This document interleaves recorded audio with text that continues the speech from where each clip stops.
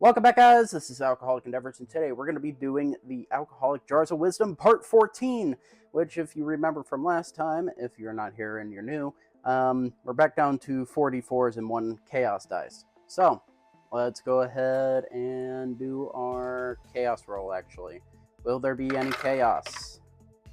Yes, there will be Chaos. It's a 9. So, we'll have to roll for that in a little bit. Or we can roll for it now. There's 12 things on here that we can get. Hopefully it's not Blood Moon or Valhalla, for the love of God, please. Anything but that. Ginger liqueur. Okay, I'm fine with that. We can go with that. I'm actually kind of fine with that. It's a 12, so I'm fine with that. I don't know why I have Campari listed so high on here, but it really shouldn't be. Yeah. Let's go ahead and see if there will be any liquors. They're all fails, which we finally got to the point of if there's all fails, I get to roll a d8 and add something else. Because it's a failure. This is what I did before the first time around. So Blood Moon and Valhalla are still on here, by the way. Yeah, so we're going to roll a d4 because we have all fails. And we get to roll again. 5. Campari. Actually, no. Aperol. Do I have Aperol? I don't think I actually have Aperol. Yes, I did throw out my Aperol. So, we'll kind of re-roll. I was going to maybe do Campari instead for this, but we'll just re-roll it and see how that goes. 4. Absinthe. That I do have. That's an absinthe. Alright, now we get to re-roll our lovely dice again.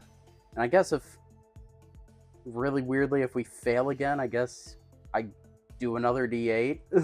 I guess, I don't know. 4 yes, 4 yes, 3 yes. Will there be any liqueurs? 4 yes, there will be liqueurs. So we're back down to again 44 and 1d4. I would say if it failed again, I would probably add a Chaos dice, maybe. Should we do it that way? Maybe every time I fail, instead of doing this list, I just add another Chaos dice? Nah, it's fine. Okay, so I'll bring you guys back in when I pick everything up.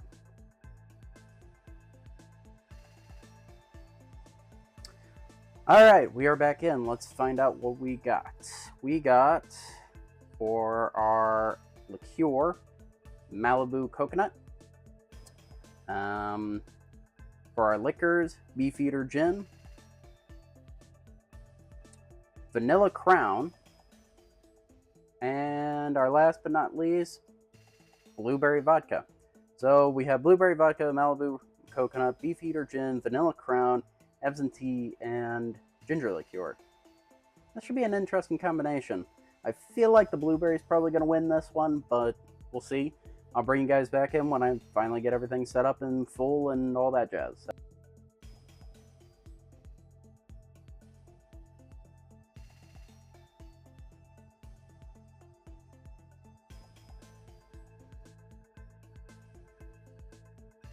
Okay, we are finally done. So I ended up adding double the amount for the absinthe and double the amount for the ginger liqueur.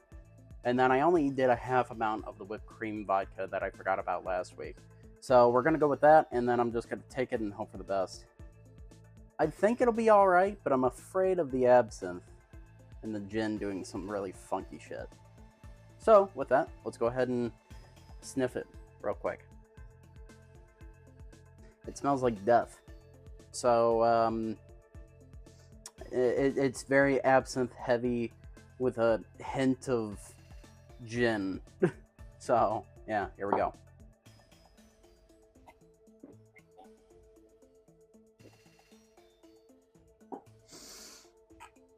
Oh. Okay. Honestly, it's not bad. The gin, non-existent. The whipped cream vodka, non-existent. Blueberry vodka, non-existent. I do have a light taste of the coconut and ginger, and nothing on the vanilla. So I think absinthe took over this entire recipe, along with the ginger and a little bit of the coconut. It was an interesting mix, nonetheless. Anyways, thanks for watching. Hope to see you next time.